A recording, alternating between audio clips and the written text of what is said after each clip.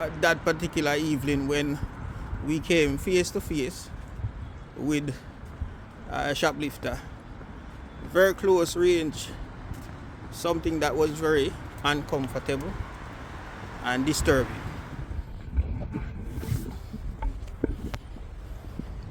Yeah, so greetings and welcome back to the channel. If for the first time coming across my channel, please remember to subscribe. Estimate a quarter of incidents are now down to organized shoplifting gangs who are crisscrossing the country to steal an unprecedented volume of stock from retailers. Going forward, I was not going to talk about myself on the channel because it seems like people would prefer you talk about how to assist or help other people. But in this case, I want to make an exception.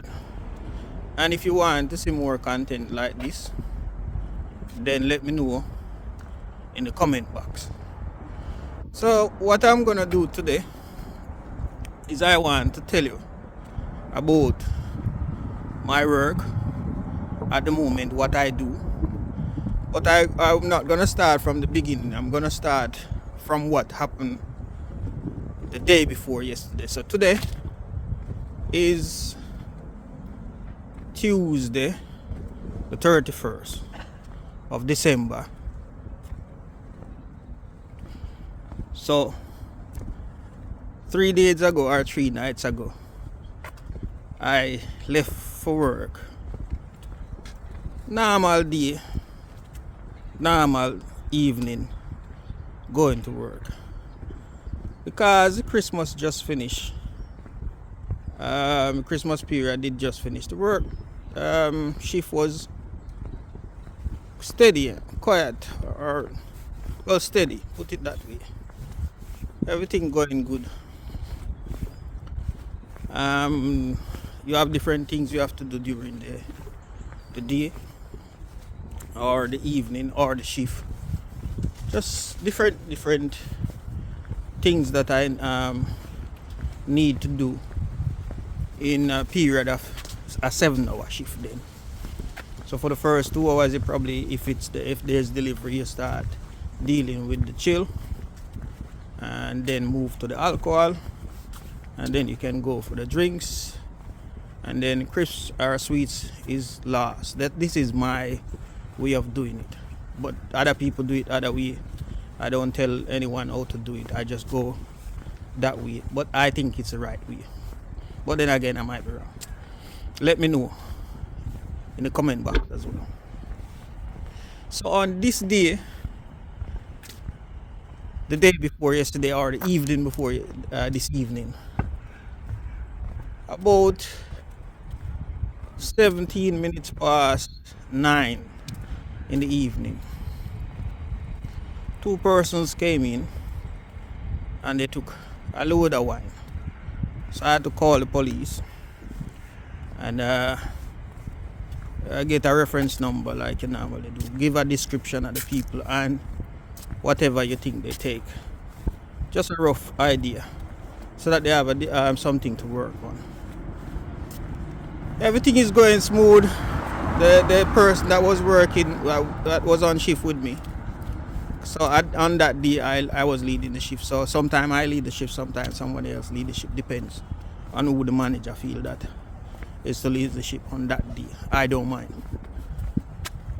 She was downstairs now making the report, putting it in the computer, because you have to make a incident report. Just a brief incident report. So now, about 9:35 p.m. or 9:40, a customer get my attention. Said, "Excuse me, there's a dodgy looking fella hanging out at the front of the shop." So I now pushing up the door. Same time the dodgy looking fella come up and said, "What are you doing?" I said, "I'm closing the door. We're gonna be closing in a minute." He said he wanted to buy a razor blade, and he was forced in. So I said, "All right, give him the benefit of the doubt. Let him get his razor blade. As soon as this guy get down to the household section where the razor blade is and other things are, the guy took out a big bag, shake it out, and start filling up the bag with items. So the shop have 2 aisles, one on the left and one on the right. He's gone down the left. So I know I already closed the door once he came in. So he came in, gone down. I closed the door. Then I saw him taking the things. So I walked down the right aisle to go around to see what he's doing. When I get down to the end, he's now moving back down to the left aisle, to the front of the shop, where the customer is standing by the door. So the customer tried to stop him or block him, like, you know, going left, going right, like you need to pay for the items. So, long story short, him and the customer start a struggle by the door. I hear rumbling. While I was approaching them, I could see that something was gonna happen. So I said, stop. Let me let him out. Because he was also shouting, let me out. So I said, stop, let me let him out. Customer step aside, he step aside, I go towards the door to open the door. Guess what happened? You could break here, or you could subscribe here. The key break off in the door. At that moment, it was panic on my side and on the shoplifter side. So the shoplifter now started to run up and down the shop. Let me out through the back. When he went to the back door was closed. He came back now to the front, and to the right of the door to come out to the right, there is 2 fire extinguishers. So he picked up one of the fire extinguisher, and I'm sorry about the noise, I probably have to shout. I'm on the main road. He picked up the fire extinguisher and he start beating the glass. It's one of them double glazed doors, so the glass thick. He give the glass about 8 to 10 knock to get a hole big enough for him to fit through and then escape through the hole and gone. Now this is not my first incident, but this is the worst so far, and I will tell you about the rest of the incidents since I start this series. Then I'm gonna make this a series. Normally I wouldn't talk about what I do at work, but I need to also make a record of what we're doing here in the UK and the depths of the problem of shoplifting and theft that is not very out there. So the guy escaped through the hole he make in the glass door. So now this is about 9:40, 9:45, quarter to 10 p.m. So now I have to, as someone who is leading the ship, it is my responsibility to now call maintenance. Now there's a method, there's a process. I'm not sure about the process, but the first thing that comes to my mind is call the manager. So I call the manager. The manager said, call maintenance. I call the manager give me a directive, say, so now that you've called me, you call maintenance, and then you call the area manager, and the process is like that, because maintenance now have to come to replace the glass or to make it safe, as well as to put a new lock since the key break off in the door. But that's another story. I forget to tell the maintenance because I panic. I forget to tell the maintenance about the key that break off in the door. I was telling them about the glass only. So they said we should talk to the police, get a reference number, and then call them back. So the police took a statement from the customer that was there. The police also took a statement from me and gave us a crime reference number. So now I use that number to call back maintenance to give them the reference number so that they can start the process of coming to remove the broken glass and to replace the window. So what happened now is let me take you from there, because I wanted to take you step by step in the right process. But if it's not in the right order, I want to have as much information here as possible. So now I call maintenance. Maintenance say alright, they will book the job and they will call me back when they're on the way. So we did and wait for a while. With the police was waiting with us while they investigating, going round, looking for the person, come back in, computer, statement, and then before they leave, a maintenance call that there will be an hour or an hour and a half. So it is now 11. That means that's gonna be 12 or 12:30. Me and the other my colleague was sitting in the shop and waiting for maintenance to come to turn up. So hour passed and I didn't see the maintenance people or hear from them. So I called them back. So he said he was calling me, didn't get me. So he had passed on the job already. By passing on the job already, I wasn't sure, so I said, he said, if they don't come within the next half hour, then call back again and I will have to rebook it. So I said, okay, then we decided to wait another half hour. About 5 minutes or 10 minutes after he left, I hung up the phone. A young man turned up, maintenance guy.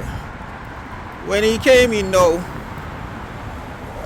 he said, because the police had to break out the glass so that is big enough for them to come in. Because remember the key break off in the door. When he came in now, I said to him, the key also break off in the door. So do you think he could also fix that? He said no. He can try, but that's not his area of specialty. His job is to deal with the glass. So I said okay. So he was fiddling around with it. I find the other side of the key. He went away, cleaned up some glass and went away. I find the other side of the key. He now take that half key, that broken key, and somehow open the door. But even though the door was open, the broken key was still inside, so I couldn't lock the door from the other side. So while he's gone now to once he's measure up, he's gone to cut a piece of board to fit the section that is cut. That is measure up, fix the section where the glass break. So he left. So while he's gone now, I take the other key and push into the other side of the door, the outside of the door. I fiddle with the broken part of the key a bit, and then the creator is so good because if that key didn't come out, we would have to wait another hour or two to get the locksmith to come out. So I was so happy when the broken key, the other side of the key, that break off, came out. So now I have the spare key to close up without calling maintenance. So this is actually, I kept the other side of the key in my pocket. As you can see, it's a broken key. So now I haven't got any key to either open or close the shop. But eventually, after they do investigation and whatever action they might take, I will probably get a key back or not. So the person now put a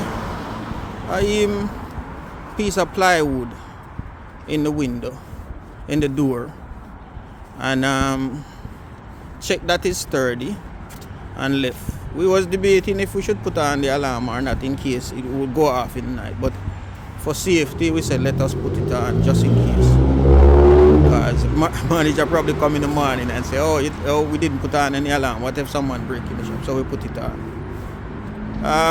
Closed the shop with the spare key, went home. That was about 2 minutes to 1. I can remember looking on my clock to confirm the time. It's 2 minutes to 1 a.m. 12:58 a.m. That's when we finally get to leave the shop. So I will wait a week to see the result of the investigation, and then I will come back to you to give you the final decision. And then after that, I will keep you posted on not personal things or too much details, just things that is happening in terms of retail. So I work in retail. I've been working in retail for the last year. It's almost a year. It's not 1 year yet. Since I closed down my business, which is something also we should probably talk about here, but I will try to get permission from the relative people to see what I can talk about and what I cannot talk about. Yeah, so that was my summary of what happened at work on that particular evening when we came face to face with a shoplifter. Very close range, something that was very uncomfortable and disturbing. Even that night, I'm telling you the truth, as someone that say you're a man and you're brave or whatever, I tell you the truth, I didn't sleep the whole night. I was running back the whole scenario through my head. I went to lie down at about 2 or 2:30, and at about 6 in the morning, when I checked my phone, I could see I still didn't get no sleep. So I think I fall asleep between 6 and 7 a.m. and I wake up about 11 a.m. to prepare for work the following day. So thank you for staying this far. Thank you for watching. Please remember to subscribe. Stay tuned and have a great day. Bye. 70% of retailers believe police aren't doing enough to stop organised shoplifting. We found out it was the same individuals. Those 4 were travelling the whole country. Products and also alcohol products. In total, it was around £120,000. To figure out what's really behind the UK's rise in shoplifting. To the thing, people are not subscribed. Please subscribe. And